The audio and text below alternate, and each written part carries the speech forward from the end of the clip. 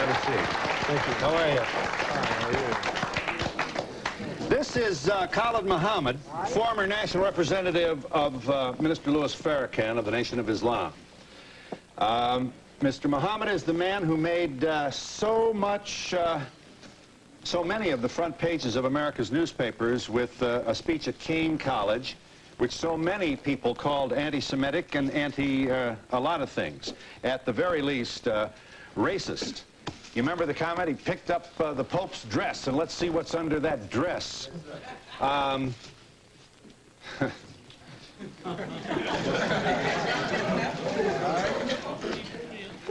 Here's what you said about Colin Ferguson, the man who shot a Jamaican black male who shot 6 people on the Long Island train. Mr. Muhammad speaks. Where they set black inmates up in these jails and penitentiaries, and in particular there in Nassau County, and pulled all the black officers out and the black inmates so they could jump on Brother Colin Ferguson, because they were mad with him for catching the Long Island train and killing all them white folks. I love Colin Ferguson.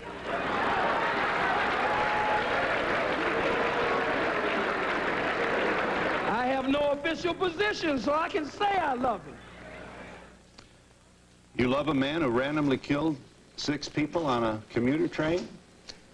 I love Colin Ferguson just as much as the masses of white Americans love General Schwarzkopf, General Westmoreland, General Patton, General MacArthur, and Eisenhower.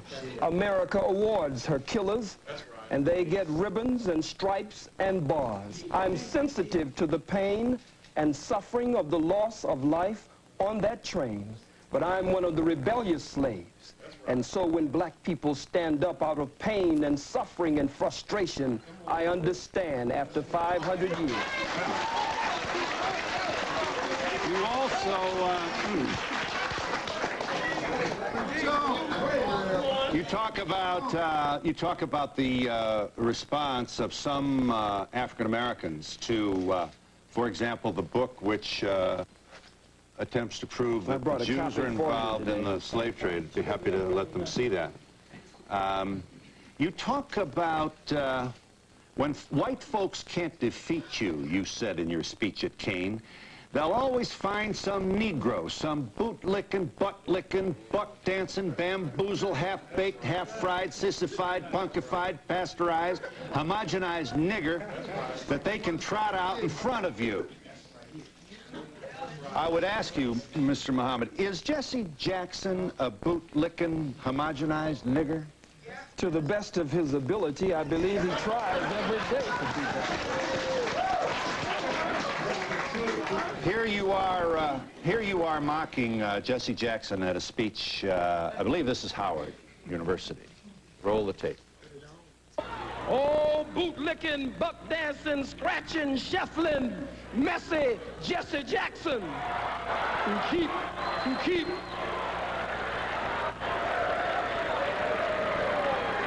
I am a somebody.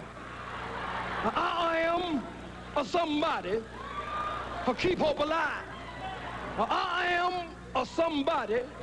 I don't rightly know who the hell I am, but I am somebody. Yeah. Are you an entertainer, or are you a committed person to black people? I'm so glad you asked that question. I believe that the liberation and salvation of the black nation must be brought about by black people gaining a thorough knowledge of self after our 500 to 6,000 year Holocaust, where we have lost over 600 million. And so I believe that that education process must be a process of 2 steps: inspiration and information. So I seriously give information, but black people are a people of rhythm and spirit, so I also give inspiration.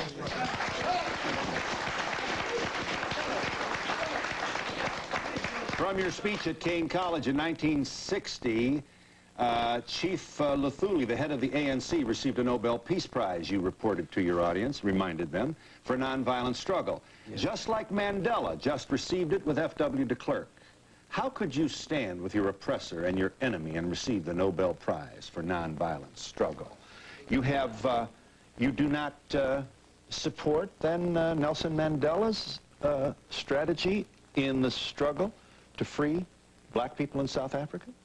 Let us first of all be very clear here, Phil. Nelson Mandela is my brother. So is He Jesse is a member Jackson. of the family, and so is Jesse, and Jesse is a very brilliant man. We just want him to return home and stop being used by the enemy and the oppressor against his people. Now back to Brother Nelson Mandela. And certainly we can never mention Nelson without mentioning Winnie Mandela.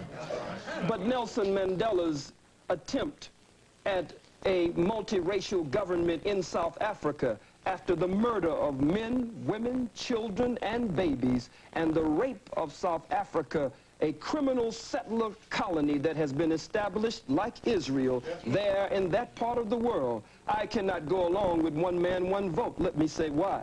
If someone broke into your home, Mr. Donahue, and actually bomb-rushed your home, and black boots stomped your door down, and came in and robbed and raped everyone in the household, and was able to take the wealth of your home and parlay it into an empire.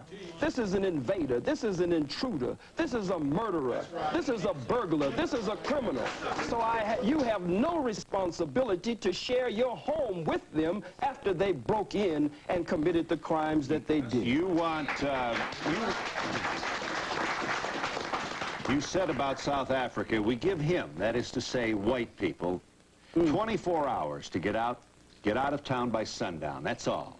If he won't get out of town by sundown, we'll kill every white that ain't right that's in sight in South Africa. We kill the women, we kill the children, we kill the babies, we kill the blind, we kill the cripple, we kill them all. We kill the faggot, we kill the lesbian, we kill them all. You say, why kill the babies in South Africa? Because they're going to grow up and oppress our babies, so we kill the babies. Are you seriously presenting yourself as a man interested in the future of your people with this kind of rhetoric? I'm just as interested in the freedom of my people as I am in the self-determination or the Kujichagulia, self-development, them being self-defining, self-respecting, and self-defending. If the white man has killed millions of our people, and you cannot deny the undeniable and indisputable and irrefutable truth, fact, proof, and history of their bloodshed there in South Africa. I said it would be merciful if they would leave. I don't agree with a government, a sham government. No man walks out of prison after 27 years and becomes the president unless there's a script and a plan behind the scenes to remove the economic sanctions from whites in South Africa, but no real plan for redistribution of the wealth. The Oppenheimers, the De Beers, and others there sucking the blood of our people. So I said, be merciful. Give them a period of time. Truman gave the Japanese a period of time, but when they didn't comply, he dropped the bomb on men, women, children, and babies. I make no apology for that statement. I believe that the invasion of South Africa was an act of unprovoked war. One nation against another nation, and nations must fight for the self-determination. They had no business there, Mr. Donahue. Yes. Would you like to see Aristide return to Haiti to his rightful, duly elected position as president? From what I have learned and studied of President Aristide, from what I can see and those I've been privileged to talk to who are close to him, he appears to be a very sincere man. He appears to be a man who really loves our people there and wants to see our people breathe free and correct the problems that colonialism and other disruptions is very definitely at the root of. However, Phil, I do not want to see my beloved brother, President Aristide, returned to Haiti by the power of a Bill Clinton. because if Bill Clinton can help to return him there, he will always attempt to be the puppeteer who will pull the strings and try to dictate to my brother how he should carry out the affairs of government there. Mm-hmm. Your comments appear to bespeak a political position in which you have no interest at all in reaching out and hoping and working for a multiracial community of harmony and peace. Am I correct in saying you have forsaken that ideal? My arms are tired, Phil.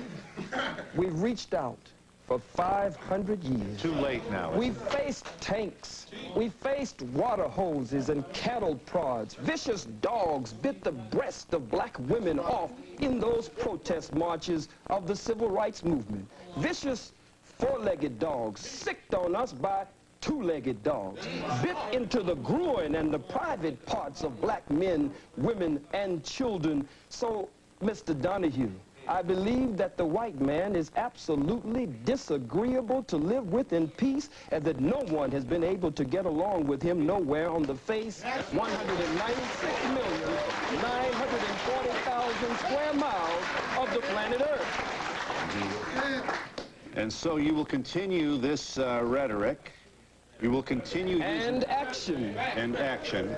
Action. What kind of action? Strategy to affect what in the United States of America? Let's start with us. No wise general sits with a representative of the opposition to discuss battle strategy and battle plans before the entire world. I don't think that would be wise. But the mission of the most honorable Elijah Muhammad and the mission of my spiritual father, the Honorable Minister Louis Farrakhan, whom I love very much, and I want to be in that number when he takes 1 million black men to Washington, D.C. to call for reparations and justice. Their work is a work of liberation and salvation. Their work is a work to raise the mentally and spiritually dead black man and woman after we have been robbed of our names, our language, our religion, our culture, our God, our folkways, mores, and robbed of a power, the power of our own being. Lift up the Pope's skirt to see what's under there. This is high school stuff. Words like faggot. It's an immature sort of failure to really get out of the old Beavis Butthead kind of environment. Certainly you can't be proud of this kind of language that you use. Well, if it is high school, then the Bible, listen for a second, the Bible speaks of lifting up the skirts of the garment. Oh, I'm surprised that you feel. It's a metaphor. It's symbolic language. I'm not at all interested in what is under the Pope's clothes. I'm not into that. It's a metaphor.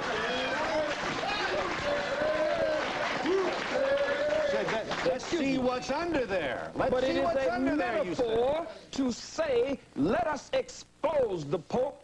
According to H. Shelton Smith, President Emeritus of Duke University, in his book entitled In His Image, quote, the Catholic Church and the Pope were directly involved in the institution of slavery. They financed slavery and gave the okay that it was good business to sell Africans. Lift up the skirts of his garment so that we can see the shame and reveal what has been hidden. But it has nothing to do with sexuality whatsoever. Well,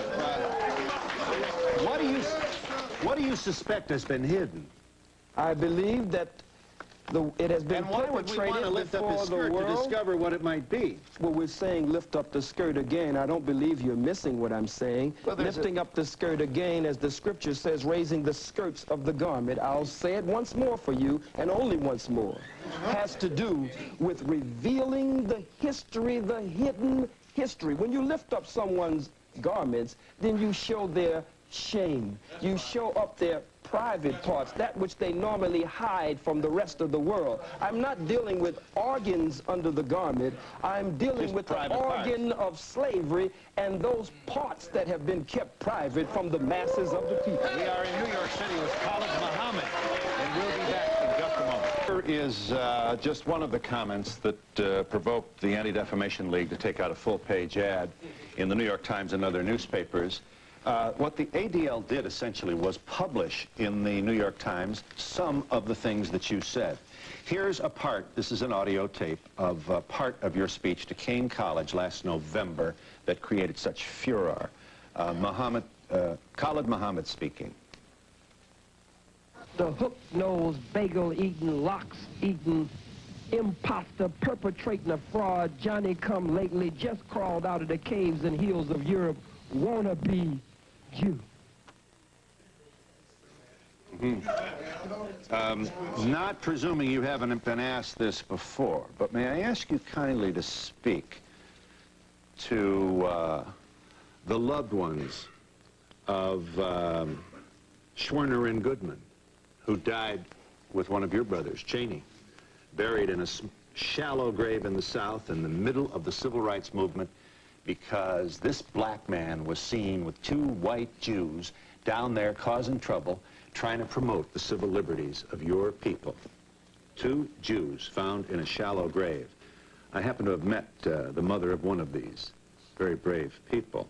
And when she sees this, we can only speculate what must go on in her heart. You would want to say what to her? I don't have anything to say to her. You just condemned all Jews with that observation, with this alliterative kind of Jew bashing that so excites your largely male audiences. Well, I wonder why. It means that I speak the truth. I speak to the pain and hurt of the masses of black people. I speak that which many of them wish they could say. That's why they cheer and applaud. Speak to Mrs. Goodman. And I speak that also, Speak to which Mrs. many Goodman. of them only whisper behind closed doors. I think it is very arrogant to put this on the screen, and for you and for others to attempt to tell me, one of the Holocaust victims of the African Holocaust, displaced in the death and decadence of the diaspora of the Western world after having been robbed and raped and murdered, to tell me how to hurt. These are strong words that you put on the screen, but you cannot tell the aggrieved and the victim. As I was talking to Brother Malik Zulu Shabazz, the young student warrior from Howard University, and we were going over this. And we said, how do they expect to tell we who have suffered so much how we should speak? When you're hurt, you'll say faggot, you'll say cracker, but you don't want to give me time to say where these terms came from and how they apply to your people here in America. If it is true that I don't want to give you time to explain the etymology of these words, it is also true that you apparently don't want to respond to my question regarding the loved ones of two Jews who lost their lives to stop the diaspora of the black people. I don't know. Do you have any? I don't know why they were there, and you don't know why they were there.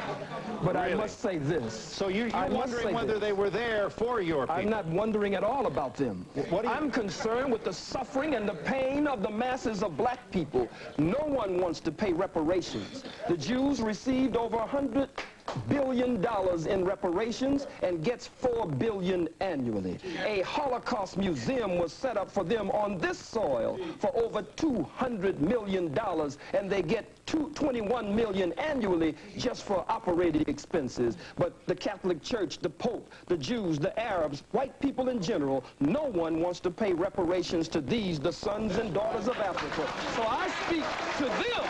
I don't speak. I speak to them. I don't speak to the family of those two Jews. There are too many of us for me to speak to them. You don't want to take any time to make any particular We've given statement. all the time we've been in America. Now it's time we do something for ourselves. We are the same people, Phil, that when you beat us and rearrange our eyeballs in the socket and rearrange our face and beat us and stomp us before the world, we're the same people that get up because God just made us with tender and sensitive hearts as his chosen people and say, well, can't we just get along? Be united.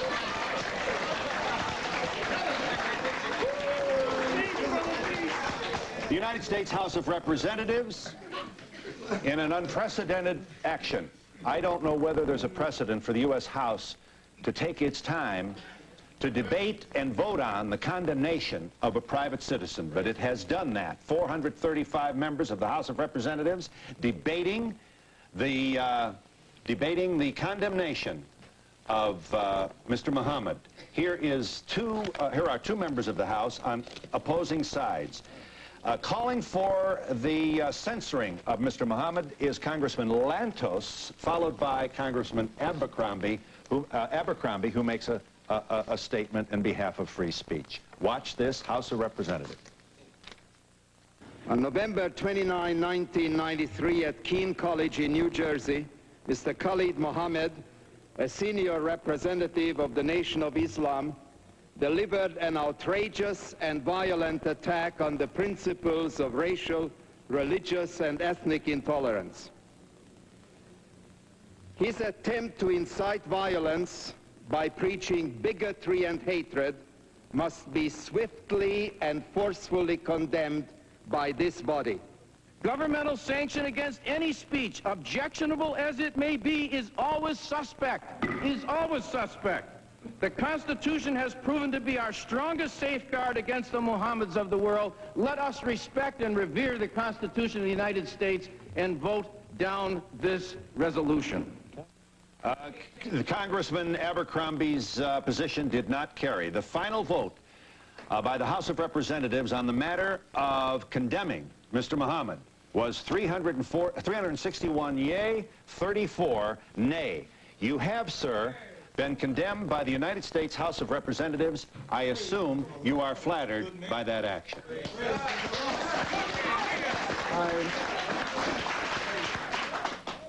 I believe that my ancestors, I believe that the blood that cries out from the grave of my ancestors who went to an untimely death at the hands of the white wicked slave traders, I believe that they cry out. Their spirit is around me, and their spirit emanates from me. And I believe that as a righteous man of God, but as a freedom fighter and a revolutionary, it is one of the greatest honors that could be paid. And we'll be back in just a moment.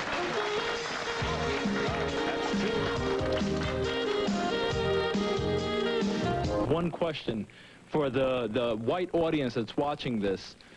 A lot of times they ask, what can they do to help this situation?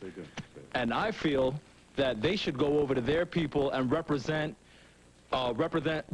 this issue the same way this brother puts his life on the line for us. They should be doing the same thing, because otherwise it's going to be a one-sided view. They need to reach their people as well. Yes. Yeah. What I'd like to know is, what do they say to the KKK, the skinheads, the Nazis? They're so worried about this one brother. What about them? Well, I don't know whether you want to suggest that all white folks support the KKK. Well, enough of them do. Yes. Yeah.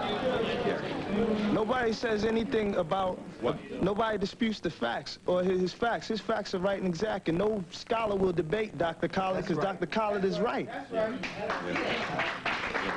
going to answer that lady's question. Half of the white population does not support KKK. But this gentleman up here is throwing prejudice towards white people only, and it's unfair. Yeah. Yes, my thing is, if what he's saying is not true, let's bring somebody forward to prove him to be a liar. Muhammad, can you please tell me why it's blacks who are killing hundreds of thousands of blacks in Rwanda and other places? And can you please tell me why from Haiti, blacks from Haiti are just risking their lives to come here to the United States of America? I'll tell you if I get a chance. Black people have been robbed, as I said earlier, of a knowledge of self. And when you rob people, sir, of a knowledge of self, then it means that they start to take on the characteristics and the nature of their oppressor and their colonizer. And his mind, by automatic, systematic, remote control, rules in our people. He gives them the guns and the weapons and the drugs and the alcohol, the way you did our brothers, the red man and the red woman, brothers and sisters, the way you did our Latino brothers and sisters, and then you pit one against the other and then say, look at what these people are doing.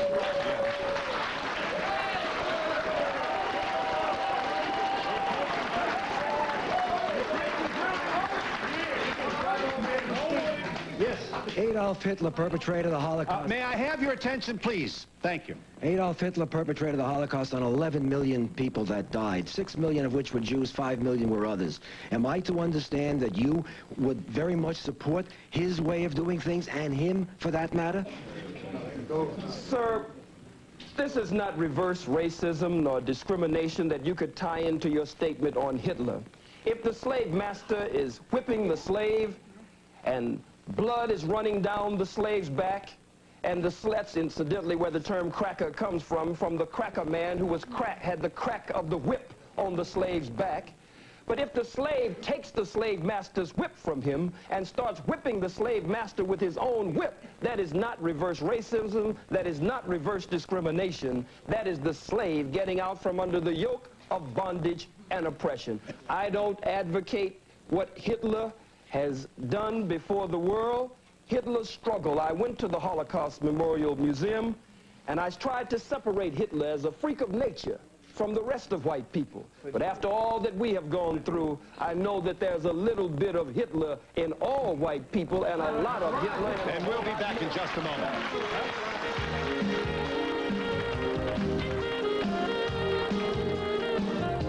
To the Jewish brother up there, well, not brother, but the Jewish man. What about Goldstein, who slaughtered 39 Palestinians and became a Jewish hero? Publicly, rabbis said what about the fingernails, Dr. Khalid? Said that the rabbi said that the fingernail of one Jew was worth more than all of the Arabs in the world, and the New York Times ran the lead story with the photo showing the Jews filing past his grave. Yes. They not only called him a hero, but a saint. Yes, may I make this point, Mr. Muhammad?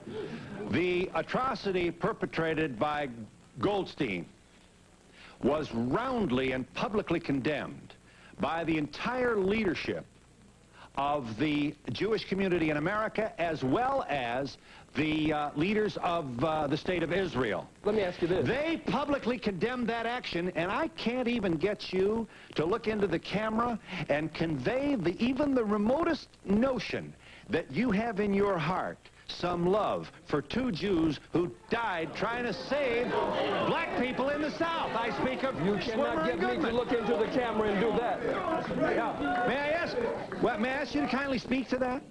You cannot get me to look into the camera and show love for two Jews. I don't even know them.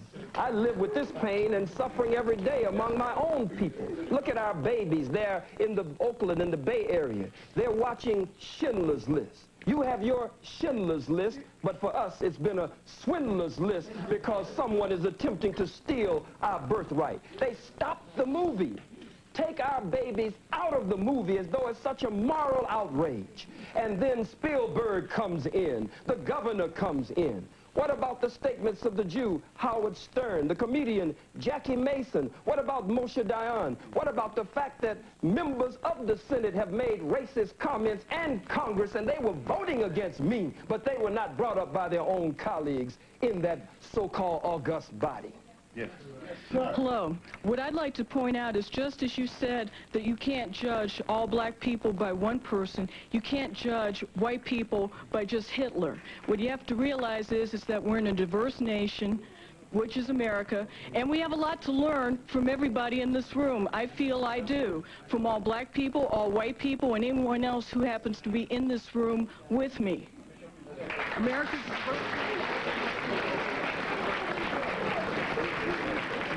Briefly, sir. Yes, sir. Mr. Muhammad, could you please tell me, does Islam believe in Judaism and Christianity? And under Islam, are Jews and Christians are people of the book, Do you believe that? And further, do you believe, sir, that one people and one book sent by the same one God? And you referred to the people up front that they are your brothers. Is it possible, Muhammad, Mr. Muhammad, that I am your brother also? And is it also possible that we are brothers truly responsible for each other? Is that possible? The Holy Quran says that the messenger of God believes in what has been revealed, and so do the believers. And I am a believer.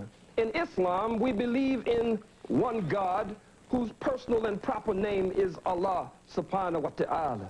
And that one God, we believe, sent all the prophets and the great ones in the great line of divine, and we believe in all of the revealed scriptures. I don't know you, sir. I could feel that if you were attempting to live according to the law of God, then you might be my brother in the faith, but not my brother by nature. That's right. Mr. Muhammad, are you aware, Mr. Muhammad, that the courts-martial system on or about or in or about World War II condemned many black sailors for their involvement in handling munitions, where many of them died as a result of their handling these munitions? Would you believe, Mr. Muhammad, that the Jewish war veterans that I'm proud to represent took this issue on, and we have condemned the United States Navy as it relates to the deaths of these sailors, and we have condemned them for their continuance dishonorable discharge of these black sailors? I ask you, Mr. Muhammad, what have you done on this specific issue?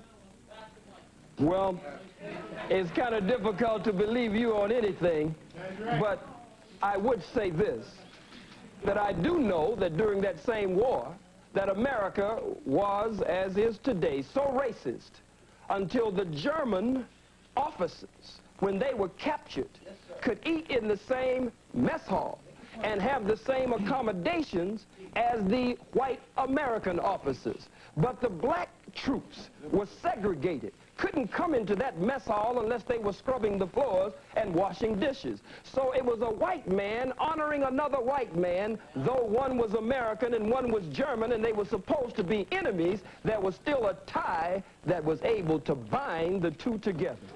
And we'll be back in just a moment.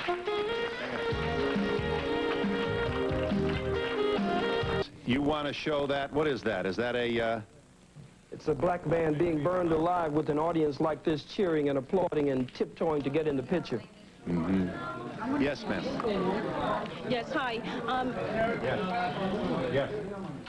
I'm representing Queens College, and everyone is talking about what's been denied, but the problem that we have as students is our history is not being taught in the textbooks. Right. And by me being a student and a citizen of America, I would like to know, when is that time going to come so you can learn about my history and understand my people? We are not in your books. Yes. Sir.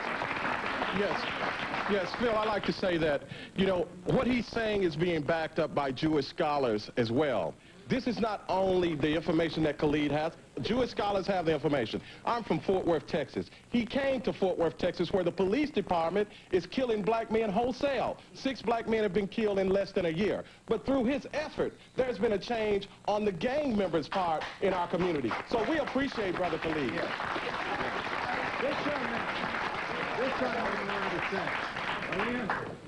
Yes, sir. Being an educated college person, I see that you can always bring up events like this, where people have been killed and mass murders from all people. Let's learn off the past and not make high school comments like yours and put down Hitler-like manners and try to form peace and learn off the past and from the future. Sir, you wanted to say. Sir. Right here. Yes, sir. I like to see us lay to rest this whole notion of anti-Semitism. The one thing that is an incorrect statement. Because the whole idea of a Semites were people who lived in southwestern Asia, including northeast Africa and the Arabian Peninsula, who spoke Ugaritic, who spoke Ge'ez, who spoke Ethiopic, spoke Hebrew, who spoke Arabic. Those are our people. We are a Semitic people, therefore we cannot be anti-Semitic. Ashkenazic Jews are calling us anti-Semitic. We cannot be anti-Semitic because we are the descendants of a Semitic people. Let's lay that to rest. That was a weapon in the hands of the Jews since 1870. They used it against other people, but it doesn't work against people in Northeast Africa. Thank you. Beautiful. Sir, I get it. Let's go something. Beautiful. I can't believe exactly what I'm hearing. We went to war in World War II to fight for the freedom of speech. We didn't fight for freedom of speech of hatred. Many of our members, I'm the National Commander of Jewish War Veterans, and over 50,000 of our men died fighting for your right to free speech here now. I don't understand why you come out with such hatred. Phil, excuse me, Phil. Mr. Muhammad. Sir. You make me sick to my stomach with that. Because at the same time that you were fighting, you were not fighting for the freedom and independence of black people. Soldiers, black soldiers in segregated companies lost their lives on foreign soil there, but would have to come back and fight just to get a bite to eat and not have to go to the toilet on the side of the road somewhere in the bushes. So you're nothing but hypocrites, and you won't pull that small-time stuff over on me.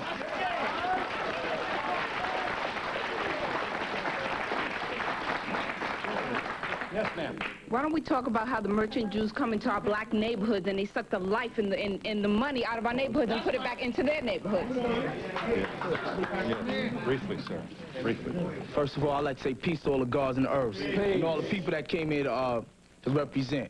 Brother Khalid is definitely a true warrior in the cause of black struggle. What I'd like to say as a young black youth is that I feel that America has subjected me to a Holocaust. You understand? From all my ancestors all the way back to even right now, Rodney King, the brother in Staten Island, all we've been subject to is death and destruction here. And as far as Jewish people, in the Bible, it say that ye are of the synagogue of Satan. And I'd like to ask you people, why do you feel that you have cornered the market on sympathy, and why can't you feel the pain of the black Holocaust? Why do you think that when we say the black Holocaust that it's some blasphemous statement? I'd like for y'all to address that. Yes. All right. Beautiful. First of all, sir. Yes, first of all, with regard to the last speaker, the NAACP was partially founded by Jews. But now I'll get to my question. All right, now let me just say one final point. Go ahead. Eldridge Cleaver once said, if you're not part of the solution, you're part of the problem. And I'd like to just end this show, hopefully, by some positive note and ask Khalid if perhaps he'd tell us what his real agenda is. Is it just to go out and try to talk about hating people, or are we going to have a race war, or are we going to have cooperation? We're going to try to work together. Yes, thank you for the question. I'll give you an opportunity to answer that question when we come back in just a moment.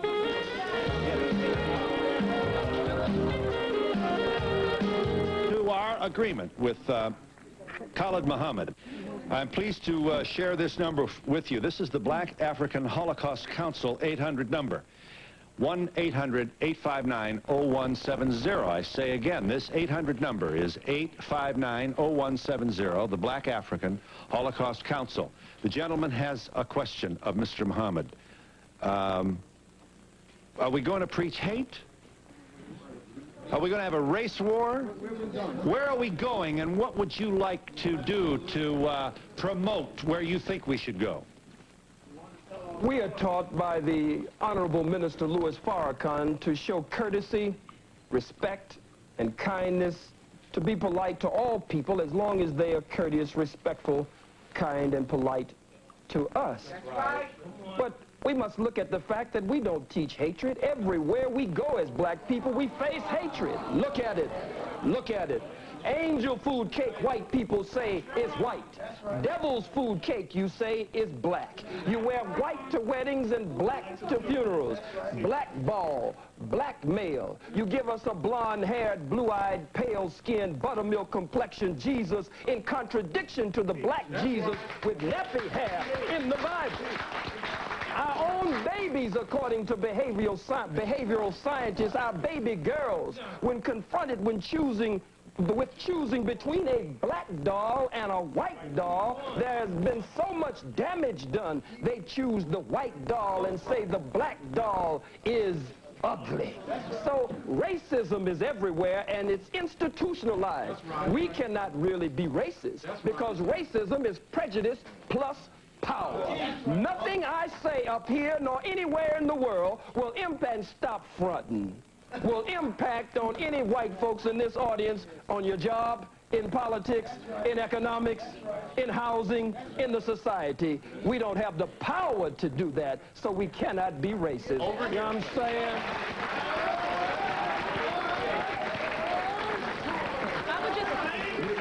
I would just like to say to this gentleman, I would like to say to this gentleman and all other people who are not blessed with melanin at this point in time, to understand that what has happened in our history is that you have been misinformed as much as we have been misinformed. Much of the information that is brought forth, not only from Dr. Muhammad, but other areas, other scholars, are not available to you, as the sister said, in your curriculums that you have for 400 years when you did not allow us to read and write and was being hidden. Whether you, sir, personally did that or not, it was a legacy that was passed on to you. And I end by saying the Holocaust is simply the greatest atrocity on film. Ours was not filmed. Thank you.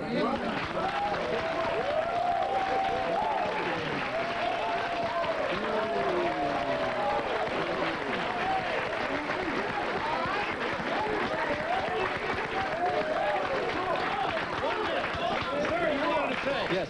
I don't understand Islam. I am a Christian. May I have your attention, please? Certainly. But I am a Christian, and you mentioned Jesus. Let's go back historically and see what Jesus did. Jesus died for me, and he died for you. Jesus is a God that loves all men, and all men are created equal. I just wanted to answer the gentleman over here's question. This young man wants to answer you. With respect to the race war, there will be a battle between black and white. And I fast and pray today that God, Allah, in his good time, remove all white folks from the planet Earth. And we'll be back in just a moment.